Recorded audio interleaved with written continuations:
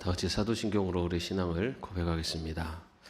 전능하사 천지를 만드신 하나님 아버지를 내가 믿사오며 그 외아들 우리 주 예수 그리스도를 믿사오니 이는 성령으로 잉태하사 동정녀 마리아에게 나시고 본디오 빌라도에게 고난을 받으사 십자가에 못 박혀 죽으시고 장사한 지 사흘 만에 죽은 자 가운데서 다시 살아나시며 하늘에 오르사 전능하신 하나님 우편에 앉아 계시다가 저리로서 산자와 죽은 자를 심판하러 오시리라. 성령을 믿사오며 거룩한 공예와 성도가 서로 교통하는 것과 죄를 사하여 주시는 것과 몸이 다시 사는 것과 영원히 산 것을 믿사옵나이다. 아멘. 찬송가 504장입니다. 찬송가 504장 우리 가사를 먼저 같이 한번 읽어보겠습니다. 주님의 명령 전할 사자여 구원의 소식 손에 들고서 그 소식 널리 전파하여서 주님의 길을 곧게 닦아라. 거친 사막 또 늪을 건너서 밀림과 바다 높은 산 넘어 주저앉지 말고 힘을 다하여 주님의 길을 예비하여라. 믿음으로 그 길을 닦아서 약속의 성취 보게 하소서. 싸움이 없고 다툼 그칠 때 평화의 왕이 오시리로다. 아멘. 함께 찬양하겠습니다.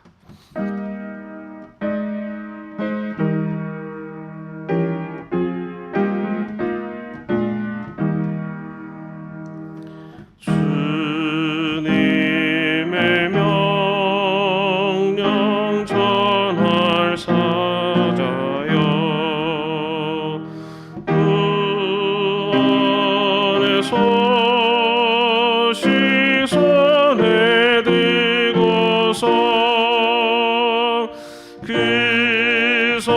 소식 널리 전파하여서 주님의 길을 걷게 하까라.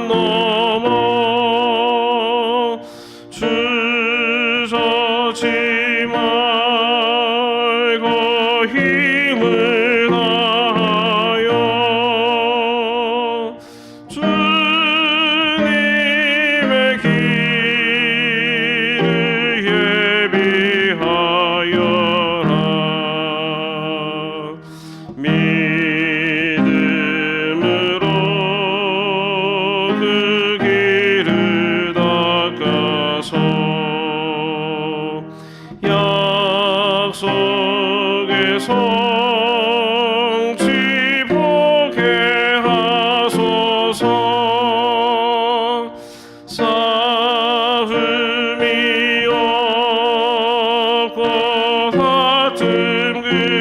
때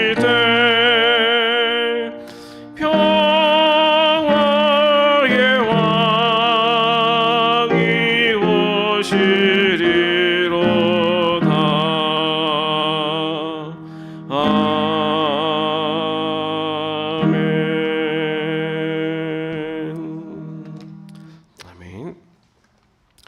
오늘 말씀은 예레미야 19장 1절에서 5절까지의 말씀입니다. 예레미야 19장 1절에서 5절 말씀입니다. 우리 함께 합독하겠습니다. 여호와께서 이와 같이 말씀하시되 가서 토기장의 옹기를 사고 백성의 어른들과 제사장의 어른 몇 사람과 하시드 문 어기 곁에 있는 흰놈의 아들의 골짜기로 가서 거기에서 내가 네게 이른 말을 선포하여 말하기를 너희 유다 왕들과 예루살렘 주민아 여호와의 말씀을 들으라. 만군의 여호와 이스라엘의 하나님이 이같이 말씀하시되 보라 내가 이곳에 재앙을 내릴 것이라 그것을 듣는 모든 자의 귀가 떨리니 이는 그들이 나를 버리고 이곳을 불결하게 하며 이곳에서 자기와 자기 조상들과 유다 왕들이 알지 못하던 다른 신들에게 분향하며 무죄한 자의 피로 이곳에 채웠음이며 또 그들이 바알을 위하여 산당을 건축하고 자기 아들들을 바알에게 번제로 불살라 드렸나니 이는 내가 명령하거나 말하거나 뜻한 바가 아니니라. 아멘. 우리가 새벽기도 때 이제 지금 찬송가도 매일 한 장씩 이렇게 부르고 있습니다. 오늘 504장을 불렀는데 올해 안에 찬송가를 전체를 다 이제 끝낼 것 같습니다. 그래서 새벽기도를 빠지지 않으시는 분들은 찬송가를 1장부터 이제 전체 한번 다 가사도 읽으시고 또 같이 찬양도 하시게 되는 그런 좀 의미 있는 이제 기간이 지금 보내고 있습니다. 그리고 또 이제 성경 새벽기도 설교는 우리 정교회 성경통독에서 그날 본문 중에 이제 두 번째 본문, 두 번째 장을 저희가 이제 본문으로 지금 말씀을 우리 목회자들이 전하고 있는데요. 작년에는 첫 번째 장이었습니다. 그죠? 그리고 올해는 이제 두 번째 장. 아마 내년에는 이제 세 번째 장 정도가 되면은 여러분들은 새벽 기도를 계속 들으시는 분은 성경 전체를 한 장도 빠지지 않고 전체의 말씀을 다 들으시는, 그래서 이제 성경 전체를 한번 말씀을 크게 다 보시는 이제 그런 기간입니다. 그래서 또 그래서 이제 그런 의미를 또 그리고 성경을 전체적으로 한번 말씀을 전하고자 하는 이제 그런 의미로 이렇게 시작은 했지만, 사실은 이게 성경 부분 얻은 부분을 가면은 말씀을 전하는 자 입장에서는 참 난감할 때가 있습니다. 특히 요즘처럼 오늘 우리가 이 그 예레미야서의 말씀을 읽고 있는데 이 이스라엘이 멸망하는 그 전후, 멸망하는 전후의 말씀은 대부분이 다 어떤 말씀이냐면은 막 심판의 말씀입니다. 그래서 막 멸망에 대한 이야기, 막 저주에 대한 이야기들이 굉장히 이제 많이 나옵니다. 여러분 지금 성경 통독을 하시면서 이렇게 말씀을 읽어 보면은 굉장히 막 살벌한 이야기들이 이렇게 많이 기록되어 있습니다.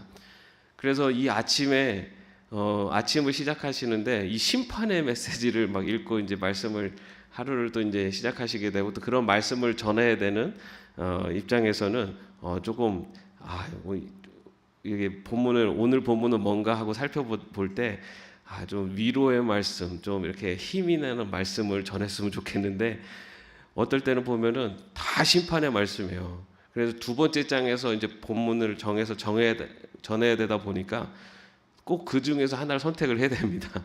그래서 이제 그 말씀을 전하면서 한편으로는 이제 그런 생각을 합니다.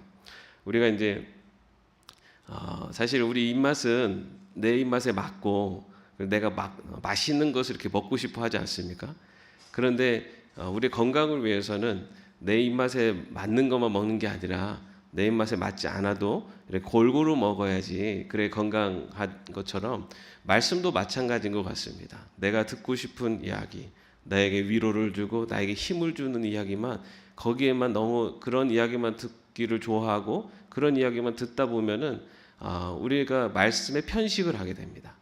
말씀에 편식을 하면은 내 마음은 좋고 내 귀는 듣기 좋지만 실제적으로 우리의 영은 불균형을 갖고 성장할 수밖에 없습니다.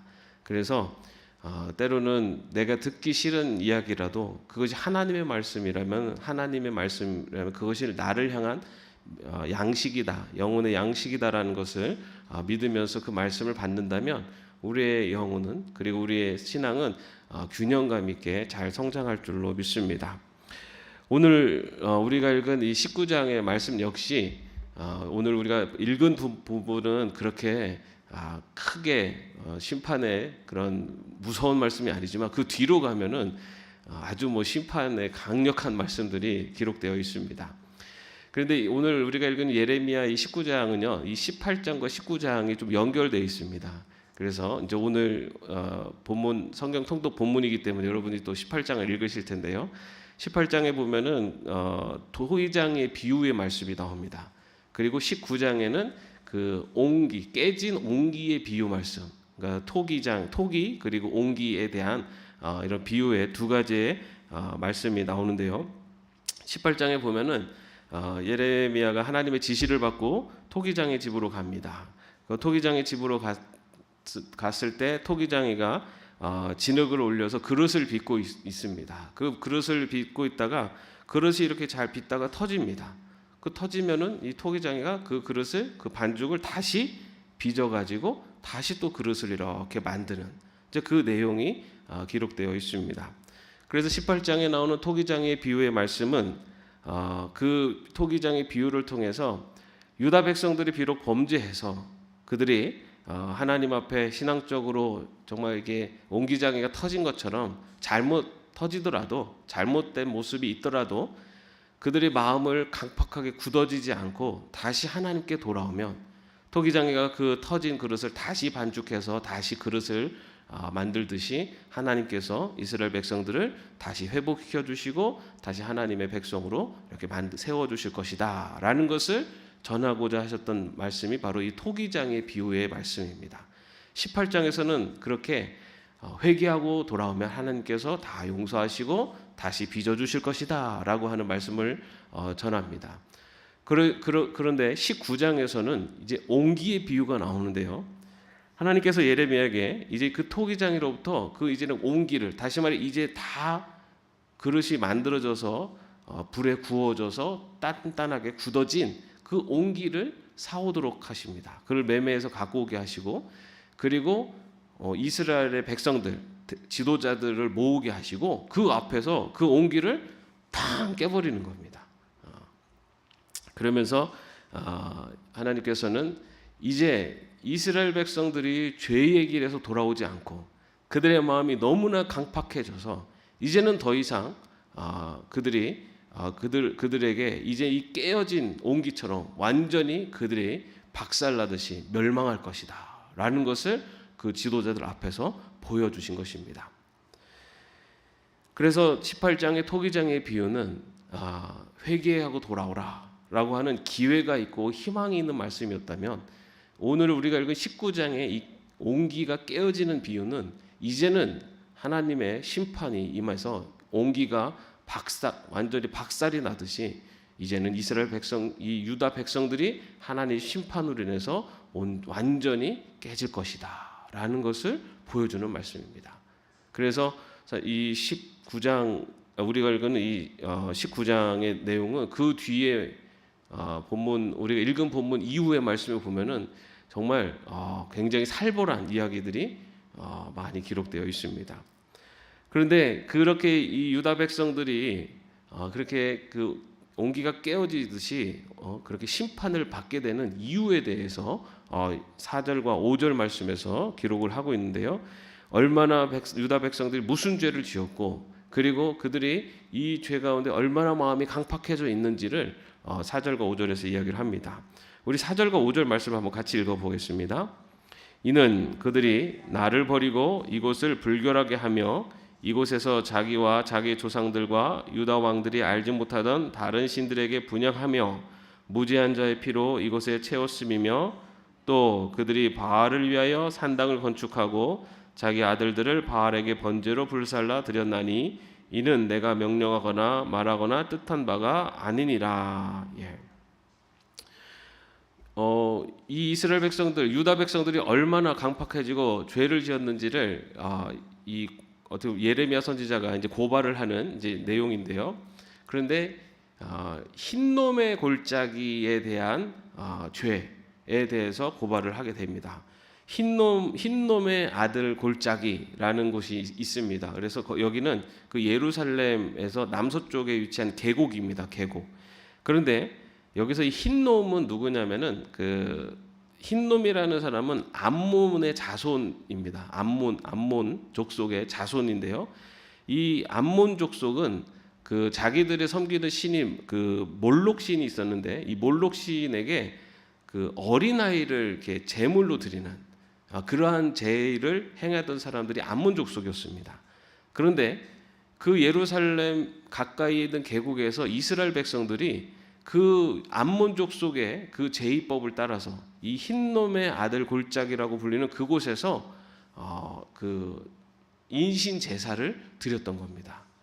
그래서 그 오늘 말씀에 보면 바알을 위하여 산당을 건축하고 또 바알에게 그 아들들을 번제로 불살라 드렸다라고 나오고 있습니다.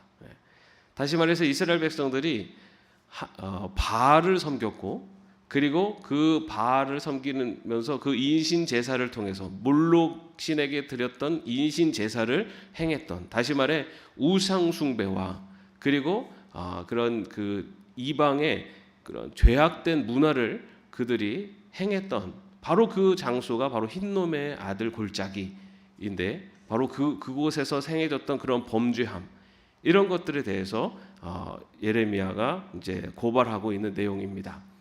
그들의 그런 모습을 하나님은 뭐라고 말씀하셨냐면 4절에 보면은 그들이 나를 버렸다라고 말씀하십니다. 이방신을 섬기고 아들을 사람을 제물로 드리는 그들의 모습을 보시고 하나님께서는 이스라엘 백성이, 유다 백성이 나를 버렸다라고 말씀하시고, 그리고 5절 말씀에 보면은 이는 내가 명령하거나 말하거나 뜻한 바가 아니다. 다시 말해 이것은 내가 말한 내 명령이나 내 뜻이 아니다라는 것을 분명하게 전하고 있습니다. 하나님께서 유다 백성들을 이렇게 온기가 깨뜨려지는 것 같이 멸망하고 심판하시는 이유, 그것은 그들이 하나님을 버렸고 그리고 그들이 하나님의 뜻에, 하나님의 명령에 순종하지 않았기 때문입니다. 바로 이렇게 하나님께서 심판하시는 이유에 대해서 분명하게 말씀하고 있습니다. 그리고 6절 이하에서는 이제 이 심판의 메시지, 어떻게 하나님의 심판이 임할 것인가라는 메시지가 기록되어 있는데요. 먼저 흰놈의 아들 골짜기가 죽음의 골짜기로 불리게 될 것이다 라고 기록되어 있습니다. 그러면서 예루살렘이 파괴될 것이고 이 성이 포위될 때 백성들이 인육을 먹게 될 것이고 또 온기가 깨어지듯이 완전히 파멸될 것이다 라는 말씀이 기록되어 있습니다. 그런데 정말로 이 예언의 말씀은 유다가 그 바벨론에서 멸망당할 때 제3차 바벨론 침공 때에 이루어지게 됩니다. 그래서 실제로 예루살렘 성이 바벨론에서 함락되게 되고요. 그리고 바벨론에서 이게 포위되어 있는 1년 6개월 동안 예루살렘 성이 포위가 됩니다. 그 1년 6개월 동안 그 예루살렘 성 안에서는 식량이 떨어져 가지고 사람들이 사람을 잡아먹는 그런 일들이 실제로 일어나게 됩니다. 그리고 이 예루살렘 성이 함락할 때 많은 사람들이 이제 죽임을 당하게 되고 그 죽임을 당한 시체들이 이 흰놈의 아들 골짜기에 다 버려지게 됩니다. 그래서 이 흰놈의 아들 골짜기가요, 히브리어로 개흰놈이라고 하는 그 흰놈의 골짜기라고 하는 히브리어로 쓰는데, 이것이 나중에는 게헨나라고 하는 지옥이라고 하는 용어로 쓰이게 됩니다. 다시 말해서 하나님의 버림을 받고 그리고 하나님의 뜻에 순종하지 않은 그 장소, 그 처소, 그 자리가 바로 지옥과 같은 자리로 변했다라는 것을 보여주고 있습니다.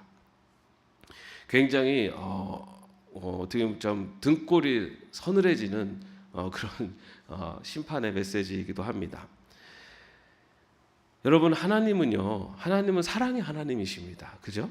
우리가 정말 이 마음 속에, 항상 가슴 속에, 그리고 우리의 삶 속에 힘을 얻고 하는 데 있어서는 이 사랑의 하나님, 나를 언제나 용서하시고 나를 품어주시고 나에게 힘을 주시는 사랑의 하나님을 우리는 참 바라고 또 그런 모습을 바라보고 삽니다. 그런데 여러분, 하나님은요, 사랑의 하나님이시면서 동시에 공의의, 정의의 하나님이십니다. 이것은 동전의 양면과 같습니다. 하나님은 사랑의 하나님이라고 하는 한 면만 갖고 계신 분이 아니라 정의의 하나님으로 양면을 갖고 계세요. 그래서 하나님은요 무한하신 사랑으로 그 토기장의 비유에서처럼 회개하고 돌아오는 자들은 무한하신 사랑으로 모든 죄를 다 용서하시고 다 품어주시는 분이세요. 그러나 그 마음이 강팍해져서 회개하고 돌아오지 않는 백성들에 대해서는 하나님은 심판의 잣대를 드시는 분이세요. 회개하지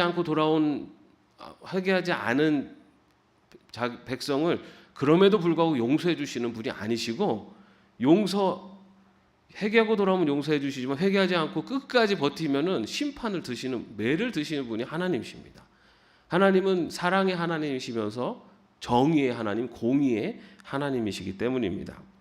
여러분, 우리가 부모가 자녀들을 양육할 때 우리는 자녀들을 정말 한없는 사랑으로 다 양육하고 뭐든지 다 해줄 수 있습니다. 그러나 정말로 무조건 다 잘해주는 것이 아이를 바르게 양육하는 것은 아닙니다. 여러분들도 자녀를 키워보신 분들은 아실 거예요. 잘못된 길로 갈 때는 어떻게 됩니까? 잘못된 길로 갈 때는 바로 잡아주어야 됩니다. 또 잘못된 길로 가서 또 바로 잡아주고, 또 혹여나 잘못했다고 용서하고 하면은 다 또 용서해주고, 이것이 부모 아닙니까? 하나님께서도 하나님의 자녀를 사랑으로 품어주시고 잘못하고 용서를 구하면 다 용서해 주시고, 하지만 잘못된 길로 가서 또 잡아주시고 또 잡아주시는데 그럼에도 불구하고 계속해서 잘못된 길을 갈 때는 그때는 매를 드십니다. 그것이 하나님께서 하나님의 자녀를 기르시는 방법이에요. 요즘은 너무 자녀들이 귀하다 보니까 그냥 아이들이 그냥 멋대로 하도록 다 이렇게 남겨도 그냥 이렇게 그것이 사랑인 줄 알고 이렇게 키우는 부모들이 있기도 합니다. 그런데 자녀들을 올바른 길로 인도하기 위해서 때로는 사랑의 매도 필요한 거 아니겠습니까? 근데 하나님은, 하나님의 양육 방식은 하나님의 자녀를 그냥 오냐 하면서 다 받아주시는 게 아니라 잘못된 길로 갈 때는 매를 드시고 끝까지 잘못된 길로 갈 때는 정말 아주 냉혹하게 심판하십니다. 그런데 그 심판의 이면에는 그 자녀를 다시 돌아오게 하시기 위한 하나님의 더 큰 사랑이 그 안에 있는 것을 우리는 말씀을 통해서 볼 수가 있습니다. 그렇기 때문에 하나님의 백성들이 이 땅을 살아가면서 하나님을 바라보는 마음은 하나님을 사랑하는 마음과 또 하나는 하나님을 두려워하는 이 두 가지의 마음이 다 필요합니다. 그것을 우리는 경외한다라고 표현을 합니다. 경외한다는 것은 하나님을 존경하고 그리고 두려워한다라는 말씀입니다. 하나님을 존경한다, 이것은 하나님을 사랑한다는 말씀이라고 할 수가 있고요. 그 다음에 하나님을 두려워하는 겁니다. 하나님을 이 두 가지의 마음을 가지고 하나님을 바라보는 것이 하나님을 온전히 바라보는 믿는 자의 시선인 것입니다. 그런데 여러분, 하나님을 사랑하고 두려워하는 것이 하나님은 너무 좋으신 분이야 이런 마음, 아니면 하나님 무서운 분이야 이런 마음, 이것에 초점이 맞춰져 있는 것이 아니라 하나님을 사랑하고 하나님을 두려워하는 삶이라는 것은 하나님의 말씀과 하나님의 뜻에 순종하는 삶을 살아가는 것으로 나타나는 겁니다. 하나님을 사랑하기 때문에 하나님의 우리를 향한 뜻이 무엇인지를 깨닫고 그대로 살려고 노력하는 것이고, 또 한편으로는 하나님을 두려워하기 때문에 하나님의 말씀을 따르려고 하는 이 마음, 이 두 가지의 마음이 같이 공존할 때 우리가 하나님을 온전히 바라보고 하나님을 경외하는 삶을 살 수가 있습니다. 오늘 우리가 지금 심판에 대한 메시지를 많이 지금 말씀을 읽다 보면은 하나님 무서운 분이다라는 그런 마음도 듭니다. 그러나 우리가 또 다른 부분들을 보면은 하나님 정말 무한하신 사랑으로 다 품어주시는 분이다라는 이 두 가지의 메시지가 성경에서 공존하고 있습니다. 그런데 여러분은 어떤 메시지가 더 좋습니까? 이왕이면은 사랑의 메시지가 더 좋죠. 그러나 아까 말씀드린 것처럼 우리의 영적인 온전한 성장을 위해서는 사랑의 하나님에 대한 우리의 마음과 또 하나는 하나님을 두려워할 줄 아는 마음, 이 두 가지의 마음이 같이 있을 때 하나님을 향한 우리의 신앙이, 그리고 우리 시선이 아주 균형 잡힌 그리고 온전한 신앙인으로 우리가 또 성장할 수가 있습니다. 오늘 또 하루를 살아가면서 또 앞으로의 신앙의 여정을 걸어가시면서 이 두 가지의 마음, 우리 하나님을 사랑의 하나님으로 또한 그러나 두려워할 줄 아는 이제 그러한 마음으로 우리의 삶의 자세를 살아간다면 우리의 신앙이 더욱더 성장하고 성숙한 그런 모습으로 나아가게 될 줄로 믿습니다. 여러분의 삶이 바로 그런 온전한 균형 잡힌 신앙의 성장과 성숙을 이루시기를 주님의 이름으로 축원합니다. 기도하겠습니다. 하나님, 이스라엘 백성들이 죄의 길을 갈 때 하나님은 심판의 메시지를 통해 그들을 돌아오게 하셨습니다. 그러나 그들이 그 말을 듣지 않고 끝까지 죄의 길을 갈 때는 냉혹한 심판의 잣대를 대셨습니다. 주님, 사랑으로, 무한한 사랑으로 우리를 품어주시는 하나님, 그러나 그 사랑은 잘못된 길을 걸어갈 때 냉혹한 회초리가 되어 돌아올 수 있음을 저희들 기억하게 하셔서 사랑의 하나님 또한 정의의 하나님을 온전히 바라보며 우리의 신앙이 균형감 있게 성장할 수 있도록 주님 인도하여 주시옵소서. 하나님을 사랑하는 것 또 하나님을 두려워하는 것, 바로 이 두 가지의 마음 속에서 우리들의 삶 속에 하나님의 말씀에 순종하고 하나님의 뜻을 따라 살아갈 수 있는 그러한 신앙의 균형 잡힌 삶을 살 수 있도록 또한 인도하여 주시옵소서. 예수님의 이름으로 기도합니다. 아멘. 하늘에 계신 우리 아버지여, 이름이 거룩히 여김을 받으시오며 나라의 마옵시며 뜻이 하늘에서 이룬 것 같이 땅에서도 이루어지이다. 오늘날 우리에게 일용할 양식을 주옵시고 우리가 우리에게 죄진 자를 사하여 준 것 같이 우리 죄를 사하여 주옵시고 우리를 시험에 들게 하지 마옵시고 다만 악에서 구하옵소서. 대개 나라와 권세와 영광이 아버지께 영원히 있사옵나이다. 아멘.